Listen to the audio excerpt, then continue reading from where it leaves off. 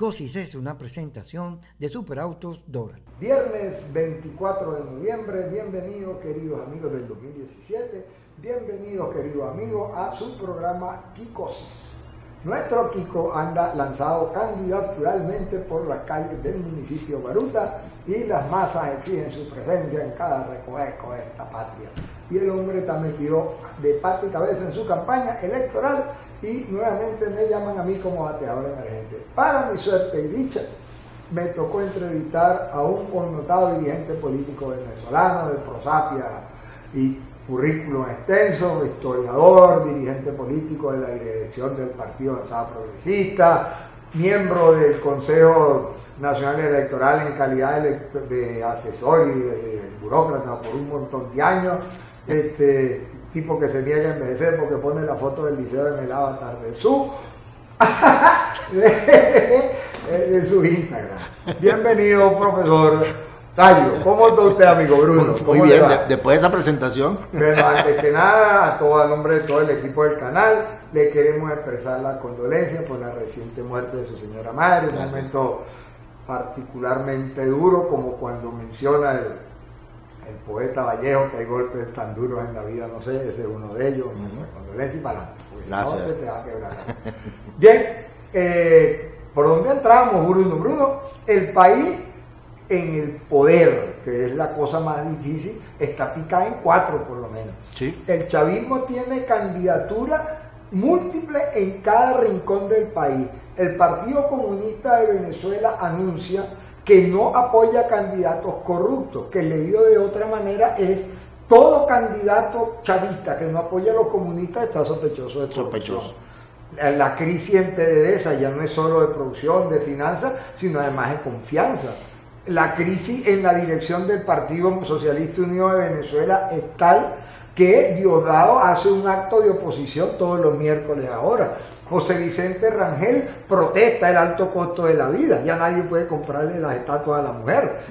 O sea, yo no sé realmente qué es lo que está pasando en aquel lado, mientras que de este lado ha surgido, me refiero al lado de la oposición, una interesantísima rebelión ciudadana, porque hay candidatos inscritos contra el chavismo en todos los municipios del país, donde tiene 2 ejes transversales. Los partidos que entendieron que había que validar, entre particulares de ustedes y el MAS, de Avanzada Progresista, que le han ofrecido la tarjeta a un montón de movimientos sociales y de ciudadanos, y otro eje transversal es ese. Los ciudadanos dijeron: mi espacio o yo lo conquisto o yo lo protejo. Bueno, ¿por dónde arrancamos? Bueno, yo creo que este es un momento de mucha confusión política, y es mucha confusión no solamente del lado del poder, sino también del lado de la oposición.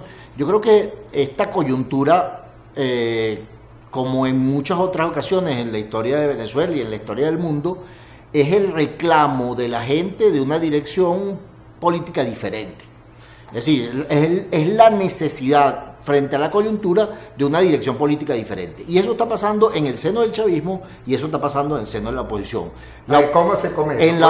Porque dirección política diferente salió en los 4 meses, los dirigentes que encabezaron los 4 meses de conflicto en la calle son los muchachos que surgieron como dirigentes estudiantiles en 2007. O sea, ahí salió toda una generación de nuevos dirigentes. Sí, claro, pero esa es probablemente una muestra más de la necesidad de una cierta coherencia entre la acción y lo que uno dice. O sea, que además de una nueva dirigencia, claro, hace falta una nueva política. Claro, iba allá. Era no solamente una nueva dirigencia, sino una nueva política, una cierta coherencia entre lo que uno dice y lo que hace, que es tal vez el signo característico de este momento político en el que pareciera que las artes escénicas coparon la política y se están topando con la necesidad de una nueva manera de hacer política. Esa es una agresión subliminal contra Kiko, porque le andan diciendo que es comediante.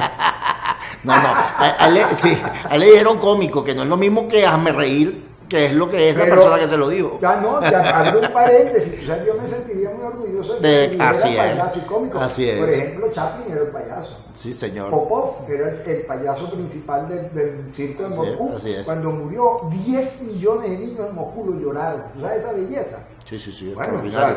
orgullosísimo. Cantinflas, Sí, que sí. los hablamos para ciudad, o a Callito Aponte, o a Laureano Márquez, o a Así es. Ricardo Ríos, hay un montón de inteligentísimos cómicos Sí, por ahí. bueno, yo recuerdo una célebre polémica de Manuel Caballero con un dirigente copellano, que no voy a mencionar porque todavía está vivo, donde él le decía a Caballero que era un payaso y Caballero le contestaba que no era lo mismo tener un oficio tan noble como el de hacer reír a cambio de pago que hacer el ridículo como él, que lo convertía en un hazme reír.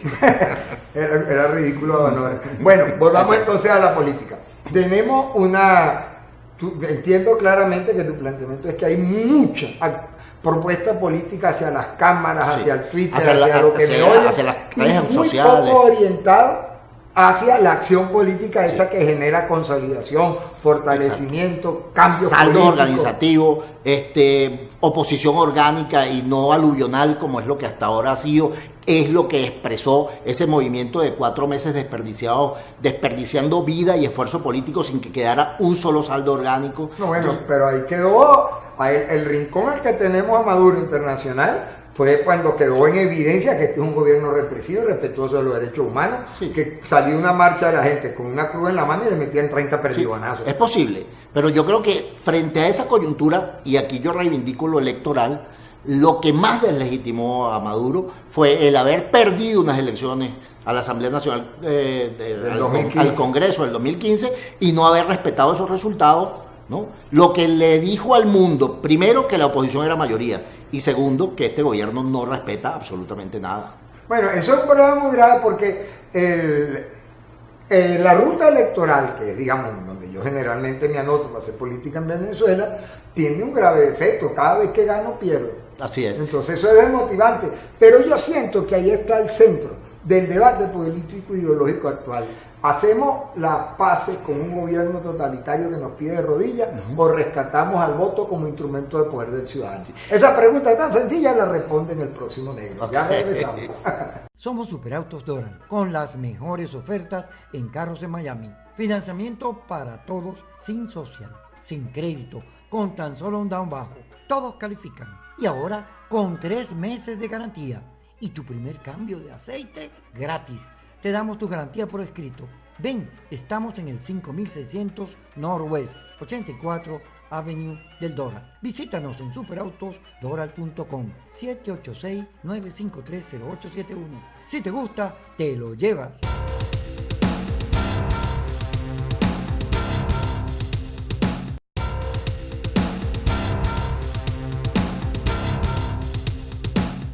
Continuamos, queridos amigos, con su espacio Kikosi, hoy con Ricardo Ríos como ateador designado, porque Kiko está recorriendo mercados y abrazando viejitas y cargando muchachitos para conquistar el voto de los baruteños, porque con Kiko Baruta no se entrega. Un caluroso y querido saludo a nuestra amiguita de siempre, Carla Angola, y nuestro querido admirado animador y locutor Carlos Acosta, quienes tienen la gentileza de retransmitirnos todos los días en el canal 81 de Comcast.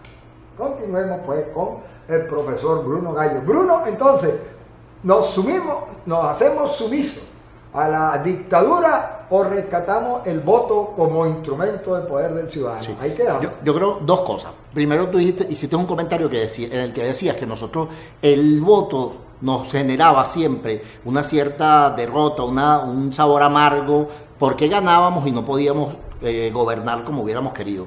Yo creo que ahí radica la posibilidad de una política coherente, la posibilidad de, a pesar de eso, desnudar siempre la esencia autoritaria de este gobierno. A pesar de que ganamos elecciones, el gobierno no respeta los resultados, el gobierno se empeña en colocar guardianes y tutores a los gobiernos regionales o locales, Pero como yo ahí el caso... tengo una acotación. La Dígame acotación es la siguiente. Cuando en Venezuela se discutió la descentralización, se nombraron, antes de aprobar la descentralización, concebía tal cosa como la elección de autoridades locales, municipales parroquiales y de gobierno estadales. El gobierno central de aquella época creó la Corpo. Corpo Centro, exacto. Corpo Zulia, Corpo Aragua y Corpo lo que venga. Uh-huh. Y lo que hizo Chávez con Corpo Miranda para molestar a Capriles fue darle el nombre de protector al presidente de Corpo Miranda. Claro. Pero ya existía. Claro. No es que nos inventaron un protector como una trampa. Sí. Eso está ahí desde las leyes venezolanas. Porque es que a veces existía. parece que parecemos tontos. Sí, no somos tan tontos y la tradición centralista no es tan corta como nosotros creemos. Eso es verdad. También es verdad que este gobierno ha destruido la institucionalidad y los corpos lo convirtió en cualquier cosa para ejecutar el populismo desde las regiones. Pero a lo que yo me refería es que así como el gobierno nos ha convertido en derrotados en los procesos electorales, nosotros mismos hemos asumido esa condición. Fíjate, por ejemplo, el caso de Enrique Capriles. Enrique Capriles remontó una cuesta electoral enorme. Maravillosa, ¿no? Sí, la segunda. Exacto. Eso es para mí extraordinaria. El éxito electoral de ningún político de América Latina. Entonces, 2 millones de votos en 3 meses. Pero entonces nosotros decidimos convertir esa enorme victoria en una derrota reclamando un fraude que no podíamos demostrar. Tú que trabajas en el CNE, sí. ¿ahí hubo o no hubo fraude? No, chicos, yo estoy convencido de que en ningún caso ha habido fraude.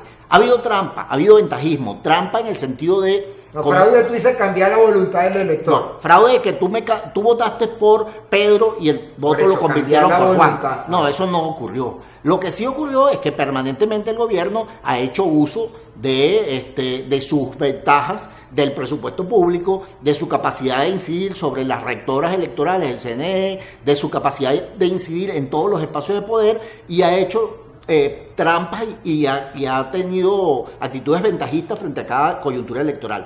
Pero esa denuncia de que hubo fraude en esas elecciones del 2013, entonces lo que convirtió fue una enorme victoria electoral, una enorme victoria numérica en una cosa frustrante, porque la gente decía que Enrique Capriles ganó y efectivamente no ganó, ¿no? Entonces, lo que le corresponde a un político es aprender a construir una organización a partir de ese enorme crecimiento electoral. Ajá, pero ahí plantea un problema interesante. En las elecciones a alcalde en este momento ha surgido un montón de dirigentes sociales, no estructurados políticamente. Otros son militantes políticos con estructura organizativa clásica, disfrazados de independientes, porque el partido los va a votar, pero si pierden, si ganan, no, porque nadie vota un alcalde, todos lo conocemos. Pero que ese ola de protesta ciudadana que yo he sentido, cada vez me entusiasma más y me alegra más. Yo ayer estuve en la presentación de José Fernández, que es el actual alcalde de San Antonio de los Altos, y me invitaron a mí. Para mí fue un honor enorme para haber participado allí, porque el entusiasmo de esa población por no integrar ese espacio hizo que todos los partidos políticos recogieron su bandería atrás de esa decisión ciudadana. Una cosa maravillosa. Pero entonces comienza a surgir las tentaciones de la antipolítica, porque por ejemplo el señor Elías Santana está hablando de que lo que hace falta es un independiente con independiente para independiente desde la sociedad civil. Sí, bueno, yo creo que se resucita el discurso que hizo Chávez presidente. Yo lo que creo de esta coyuntura, yo tuve la experiencia que tú tuviste en San Antonio, pero en Maracay. Yo acompañé a Fanny García, candidata a la alcaldía de Maracay, de Girardot. El acto, yo lo sentí dos cosas importantísimas. Primero, que era un acto de masas y con mucho contenido popular. No era el típico acto de la oposición clase media, sino que era gente de las entrañas de ese suelo maracayero. Esa fue la primera cosa que sentí. Y la otra era un enorme entusiasmo que trascendía al partido, ¿no? O sea, trascendía a la avanzada progresista, y había gente de otros partidos que no podían expresarse a través de los partidos que decidieron abstenerse, pero que estaban ahí acompañando a Fanny. Entonces, pero ahí ¿cuál sería el saldo?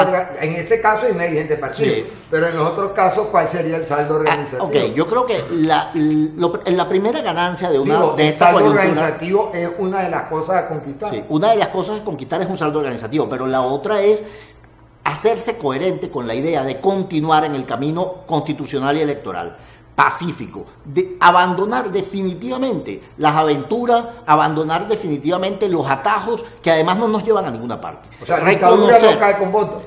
Dictadura cae con una combinación de convicciones democráticas y y la gotita que cae sobre la piedra e insiste, pero siempre en la misma vía. O sea, lo que no puedes hacer es llamar un día a la calle, piedra, plomo y candela, como decían los compañeros de ruptura, y al día siguiente, bueno, vamos a votar, ¿no? Entonces aquí es una convicción por la resistencia pacífica, por seguir insistiendo pese a que un gobierno delincuente que no respeta la vía electoral, seguir insistiendo en la vía electoral, seguir insistiendo en la organización de la gente, seguir insistiendo en construir un poder paralelo al del gobierno.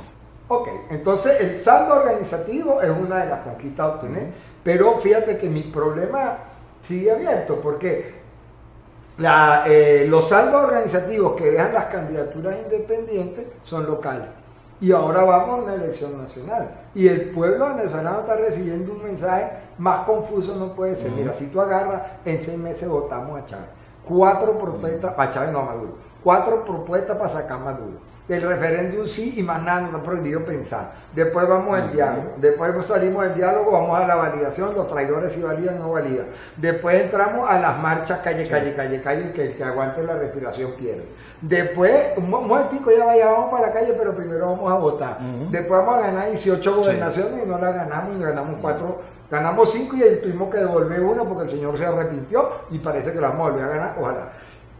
Después de eso, entonces, la conclusión es que no votamos más. Pero si no votamos más por ahora, porque ustedes saben, los municipales son más un chile, lo importante es que yo sea presidente. Y para un razonamiento así, tú a mí me invito a una fiesta y voy con policía, porque eso da miedo. Entonces, en ese desarrollo, eso es una parte de la oposición. Hay otra parte de la oposición que sistemáticamente convoca a acciones extraconstitucionales. Y ahora hay una pila de vivos que creen que van a dirigir la diáspora venezolana, obviando conociendo que la diáspora es fundamentalmente la fuga de la clase media profesional, pretenden montarse delante de ella y mandar un presidente al exilio. O sea, otra improvisación, otra locura, prácticamente orientada por el carmonismo, por poner algún nombre. Da nombre de los partidos políticos, firma fulano, y entonces 39 partidos ni sabían que ellos estaban firmando ahí. En ese grado de improvisación es muy importante tener una ruta clara, una ruta definida.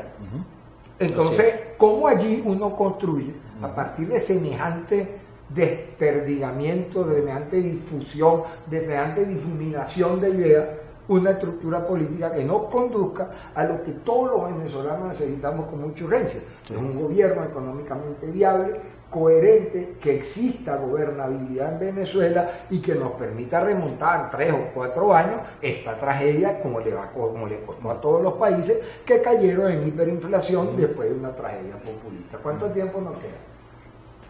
No nos queda nada. Entonces esta pequeña pregunta va para el próximo mes. Ya regresamos.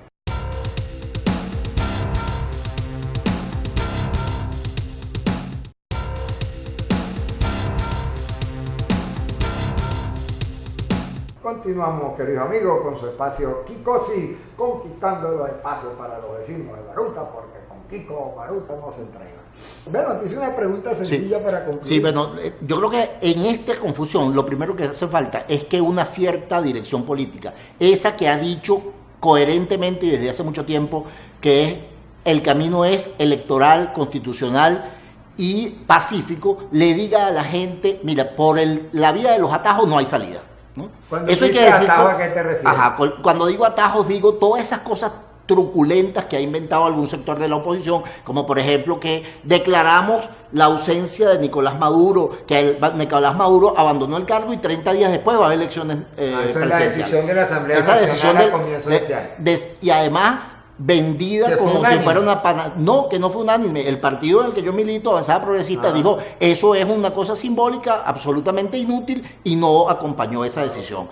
Y en eso hemos sido absolutamente coherentes. Y en eso ha sido coherente gente como Henry Falcón, que está en este momento abiertamente aspirando a la presidencia de la República. Es decirle a la gente, mira, los muchachos en la avenida, en la autopista del Este, tirándole piedras a la Guardia Nacional, no tumban gobierno. Tú y yo, que alguna vez apostamos a la violencia, descubrimos después de mucho tiempo que eso no nos llevaba a ninguna parte. Yo no aporté a la violencia, yo tenía mal carácter, eso es otra cosa.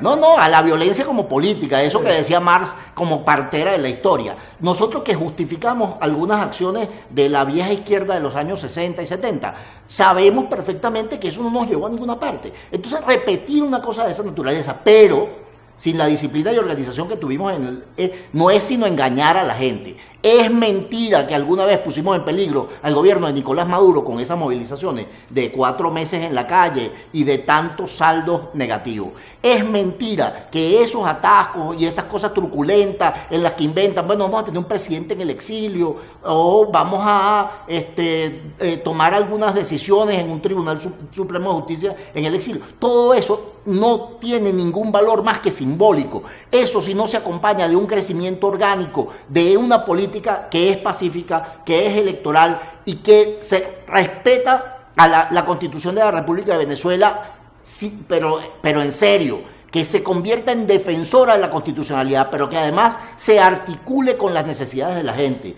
que vuelva a darle cabida. Porque yo veo que la política venezolana se consume en una lectura de derechos políticos de la Constitución, y por el otro lado, tú no estás pasando la caída completa, una sete comida. La gente de nuestra edad entendía la política como una cosa articulada a las necesidades de la gente, a defender el derecho de los trabajadores, los derechos de los trabajadores. Ayer un muchachito llamado Dylan en San Antonio de los Altos, de 17 años, se metió un discurso de defensa de los derechos sociales de los habitantes de San Antonio, que yo se lo grabé y se lo voy a mandar todo lo iré. Claro, la diferencia fundamental es que en ese en otros tiempos eso era la política. Ahora Dylan es una excepción. Ojalá haya muchos Dylan, yo no lo conozco, pero lo saludo.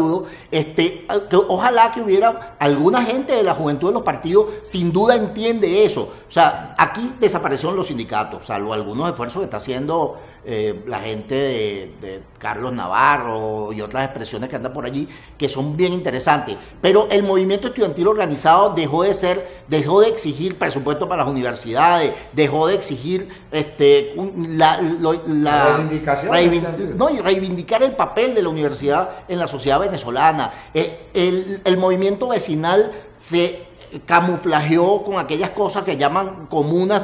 Pero otra vez te aporto, porque en ese enfoque tan negativo no surge un movimiento victorioso. No, pero es que está surgiendo. Pero entonces no estamos tan mal. No, claro que no.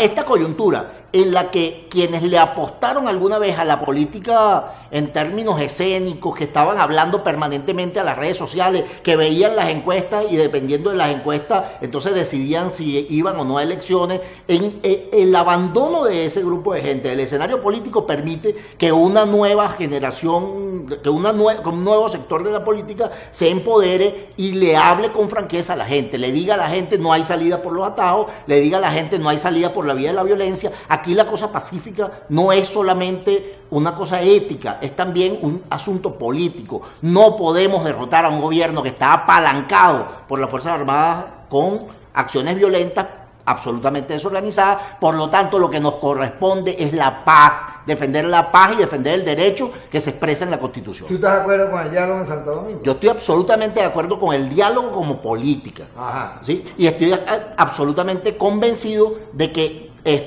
negociar significa dar y dar, pero hay cosas que son innegociables. Entonces, ir a Santo Domingo. ¿Tú reconocerías la Asamblea Nacional Constituyente? Es que no puede.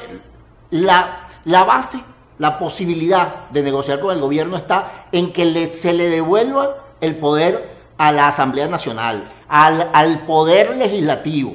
Si nosotros entregamos eso, que es lo único que nos lleva a la mesa de negociación, porque ellos necesitan que nosotros tomemos algunas decisiones en relación con la deuda externa, que tomemos algunas decisiones en relación con el refinanciamiento de esa deuda, entonces estaríamos entregando lo único que nos lleva a sentarnos en la mesa. Hay cosas que no pueden entregarse, y eso no puede entregarse en una negociación. Muy bien, entonces tenemos enfrente nuevamente el debate de la lucha, llamamos espontánea, virulenta, no sé cómo llamarla, ¿cómo es que la llama Enrique Ochoa? El radicalismo estéril. Y tenemos por otro lado... Infecundo, el radicalismo infecundo. Y tenemos por otro lado una visión que para otros es dogmática. Por ejemplo, Pizarro decía que hay simulacros, que nosotros no votamos, sino que simulamos que votamos y por eso no vamos a votar. Y entonces eso desvirtúa la lucha democrática, electoral, pacífica y constitucional. En este minuto, para nuestros amigos de Miami, para nuestros amigos de Caracas, para nuestros amigos de Francia y todos los amigos que nos escuchan, damos un mensaje donde nos diga, oye, vale la pena seguir. ¿Y para dónde? Es que siempre vale la pena seguir. Y vale la pena seguir en la política. Aquí lo que hay que abandonar el terreno en la política, porque Pizarro termina de pronto imitando a esta muchachita que era cantante y ahora entonces se convirtió en una especie de oráculo para la clase media, ¿no? Esa muchachita que dice que en Venezuela se vota pero no se elige. Entonces, entonces ver a políticos que habían logrado ascender a un cierto estado repitiendo una frase hecha como esa, pero danos un entusiasmo, porque aquí de lo que se trata es de seguir en la política, y la política es la construcción de un poder, es la construcción de mayoría. Entonces, bueno, a esa construcción de mayoría es a la que debe dedicarse el esfuerzo fundamental de todos los que creemos en la democracia. Una mayoría democrática que además le sepa hablar a los sectores populares, le sepa hablar a la mayoría social, a la mayoría de este país, y sea capaz de construir un espacio para la democracia más grande que el que actualmente controla el gobierno. Bueno, yo les dije que les trae un maestro y un maestro de historia que sabe bastante, a ti que se lo demostró. Tremenda tarea para el fin de semana. Muchas gracias, Bruno, está siempre abierta la puerta. Saludos a todos los amigos de Kikosis. Kikosis es una presentación de Superautos Doral.